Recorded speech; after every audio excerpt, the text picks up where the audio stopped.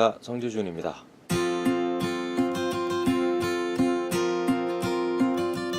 오늘 제가 소개시켜드릴 책은 스티븐 핑커의 빈서판이라는 책입니다. 책 자체가 이제 굉장히 조금 두꺼운 책인데요. 근데 이제 스티븐 핑커 같은 경우는 제가 워낙에 좋아하는 작가기도 하고, 그리고 이제 뭐 여러 가지 책을 좀 썼습니다. 스티븐 핑커 같은 경우는.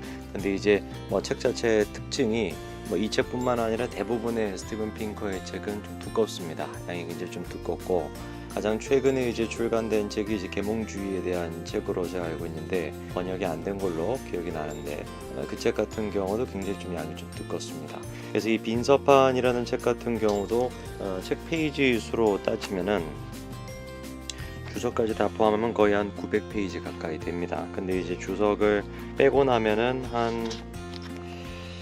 그러니까 750페이지 이 정도 되는 것 같습니다. 스티븐 핑커의 이제 빈서판이라는 책의 기본적인 주장은 인간의 본성은 과연 있는 것인가, 이게 이제 가장 이 책의 중심적으로 다루고 있는 주제입니다. 그래서 이제 빈서판이라는 말 자체가 이제 타블로로사라고 해서 비어있는 백지라는 뜻으로 인간이 이제 본성이 없다라는 것을 전제하고 있는 것인데, 실질적으로 스티븐 핑커가 이 책을 통해서 하고 싶은 주장은 인간의 이제 본성은 그런 타블로로서로서 빈서판이 아니라 본성에 의해 가지고 타고나는 부분들이 있다라는 게 이 빈서판의 기본적인 주장입니다. 일단 이제 책 같은 경우는 뭐 750페이지나 되는 이제 장대한 양이다 보니까 굉장히 다양한 얘기를 많이 해줍니다. 그래서 가장 기원부터 시작해서 도대체 어떻게 하다가 인간이 빈서판이라는 이런 철학적인 배경을 가지게 됐나, 루소부터 시작해가지고 뭐 홉스, 그리고 현대 무슨 해체주의까지 해가지고 빈서판 이론이라는 것이 갖고 있는 의미를 전반적으로 역사적으로 다 짚고 있고요. 그리고 이제 그런 역사 가운데서 스티븐 핑커가 생각하기에 생물학적으로 또 진화론적으로 인간은 아무런 백지 상태로서 태어나는 것이 아니라 어떤 본성에 의해서 타고난 부분들이 있다라는 게 기본적인 책의 주장입니다. 이 빈서판이라는 책 자체가 워낙에 두껍다 보니까 이거를 뭐 짧은 시간 동안에 요약한다라는 게 이렇게 쉬운 일은 아닌 것 같습니다. 그래서 이 빈서판이라는 이론과 관련되어 있는 철학적, 그리고 이제 과학적, 어떤 정치적 그런 배경만 좀 제가 설명을 좀 해드리고자 하는데요.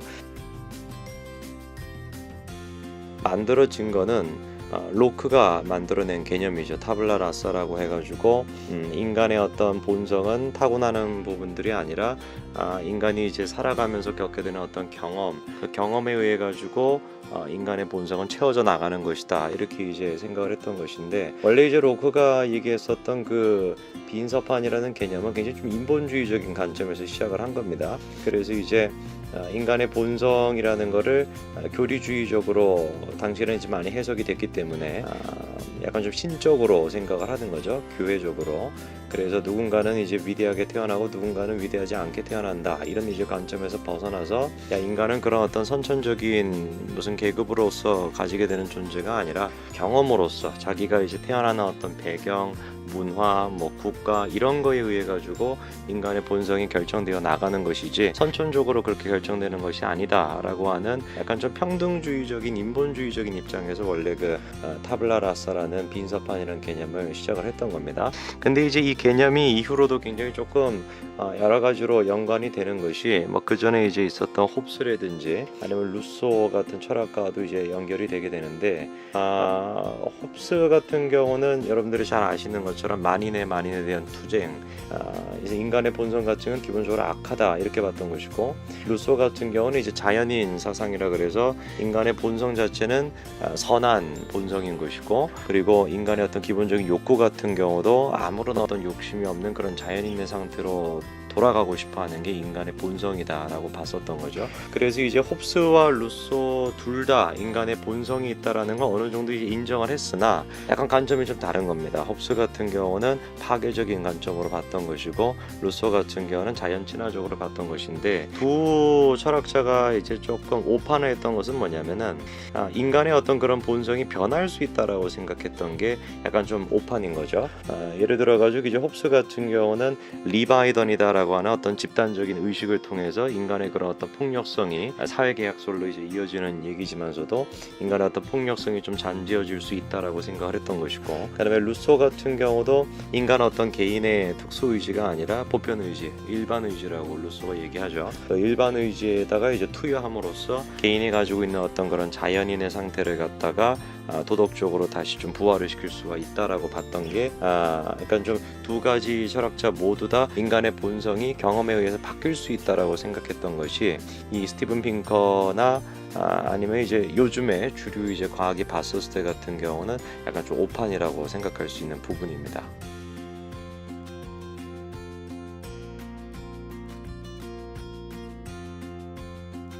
이 홉스랑 루소뿐만 아니라 이제 데카르트 같은 경우도 인간의 본성의 얘기랑 좀 연관이 돼 있는데요.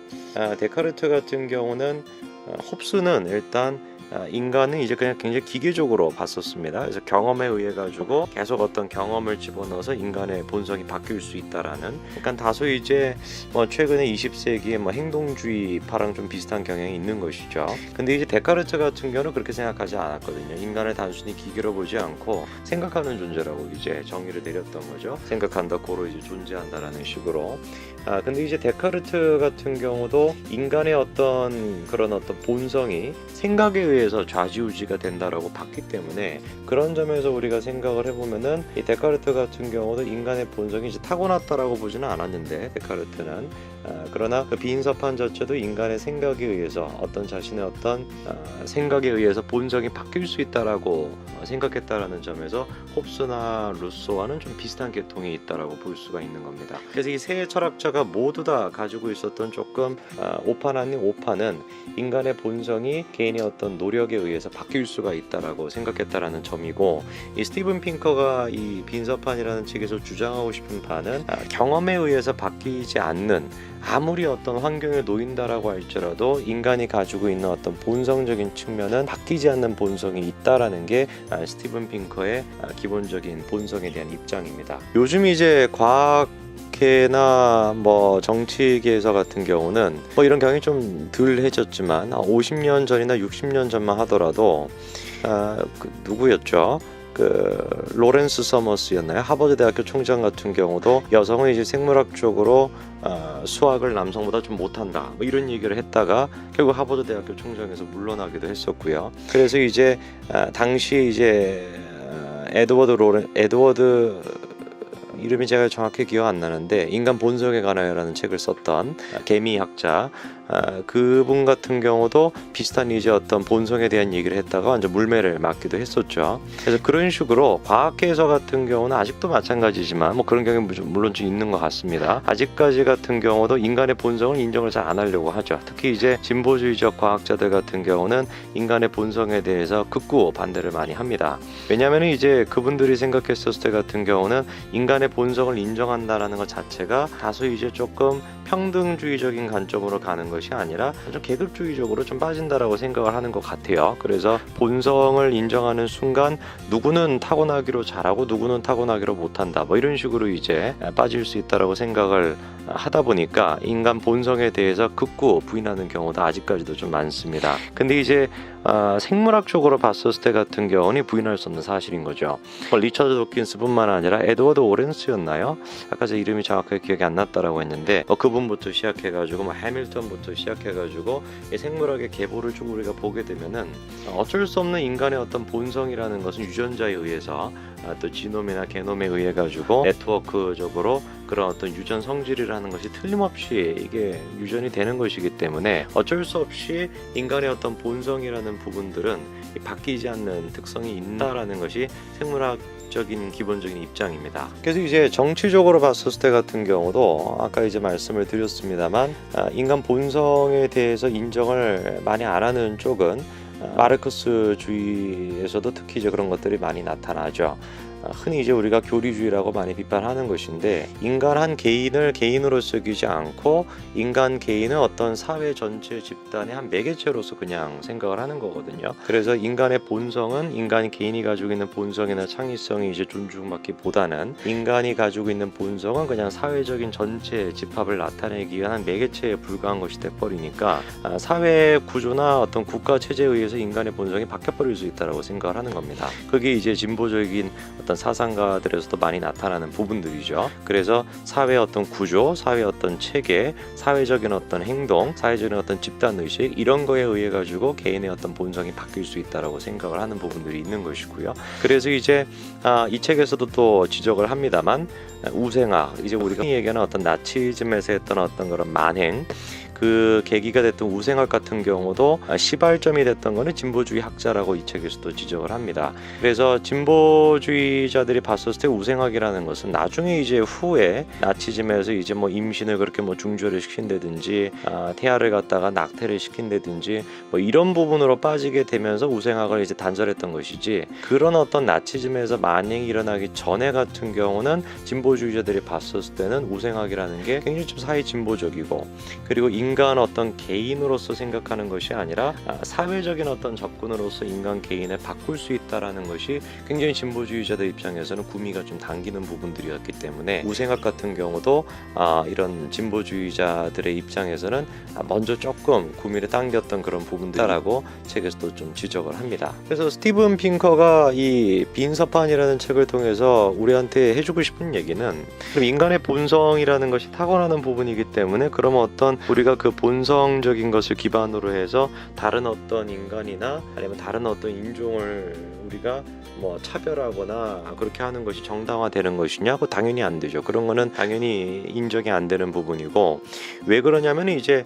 타고나는 부분이 있다라고 해가지고 인간 전체가 다 결정된다라는 게 아니거든요. 이 본성이라는 것 자체가, 본성이라는 것이 있지만 또 그 본성 못지않게 중요한 역할을 끼치는 게 이제 문화인 것인데, 다만 이 스티븐 핑커가 주장하고 싶은 바는 그 본성이라는 영역과 문화라는 영역을 완전히 별개가 아니라 상호적으로 연결이 돼 있다라고 봐야 되는 것이지, 그렇다 해가지고 또 연결이 돼 있다라고 해서 문화에 의해서 인간의 본성이 바뀌는 것도 아니라는 겁니다. 본성이라는 것이 어느 정도 바뀌지 않는 그 인간의 본성이라는 게 있고, 그것이 우리가 인정되는 상황에서 문화라는 것의 어떤 존재나 문화라는 것의 영향력을 우리가 살펴봐야지 오히려 더 우리가 평등적이고 더 사회적으로 이제 잘 유복하게 진행이 될 수 있는 것이지, 인간의 본성을 갖다가 행동이나 어떤 사회적인 어떤 조치를 통해 가지고 바꿀 수 있다, 그렇게 되게 되면 인간 개인이 무너질 것이다라고 경고를 하는 것이죠. 그래서 이 빈서판이라는 책 같은 경우는 굉장히 두께가 이제 두껍다 보니까, 근데 책을 읽다 보면은 그럴 수밖에 없다라는 게 아마 이해가 되실 겁니다. 너무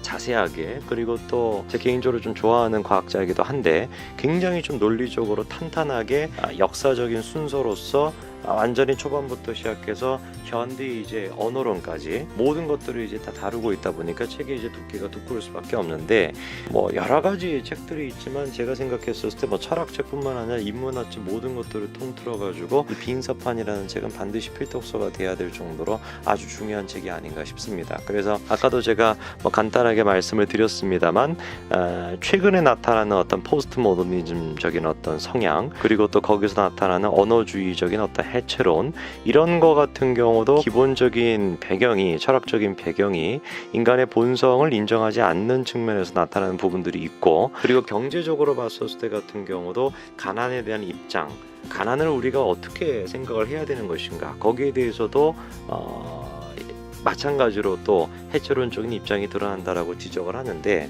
뭐 모든 면을 다 다루고 있다라고 해도 무방할 정도로 굉장히 조금 해박한 지식의 결정판이라고 할 수 있는 책인 것 같습니다. 그래서 이 빈서판이라는 책을 한번 읽어보시고 마음에 좀 드신다라고 한다면은, 이 스티븐 핑커가 언어의 기원에 대해서도 책을 한 권을 썼고요. 그리고 인간의 마음은 어떻게 작동을 하는가에 대해서도 책을 한 권을 썼고, 그리고 뭐 여러 공저 같은 경우는 되게 많습니다. 그리고 최근에 또 가장 최근에 나왔던 거는 우리 본성의 선한 천사인가, 굉장히 좀 두꺼운 책입니다. 그것도 한국에서는 핑크색으로 되게 이쁘게 만들어진 책이 있는데, 그 책을 통해서도 굉장히 인간의 본성에 대해서 또 해박한 지식이 전달이 되거든요. 그리고 아직까지 제가 이제 읽고 있는 중이다만 아직 번역이 안 돼가지고 영문 버전으로 일단 읽고 있는데 계몽주의에 대한 얘기까지 여러 책들이 이제 나왔습니다만 모든 책들이 다 읽을 만한 가치가 있고 굉장히 조금 여러분들이 읽어봤을 때 뭐 꼭 과학의 인지과학자적인 측면뿐만 아니라 여러 가지 문과적인 측면으로도 다 접근할 수 있을 정도로 굉장히 좀 뛰어난 책입니다. 그래서 개인적으로 좀 좋아하는 작가다 보니까 얘기가 좀 여러 가지로 좀 많았었는데 꼭 한번 읽어보실 만한 가치가 있는 책인 것 같습니다. 감사합니다.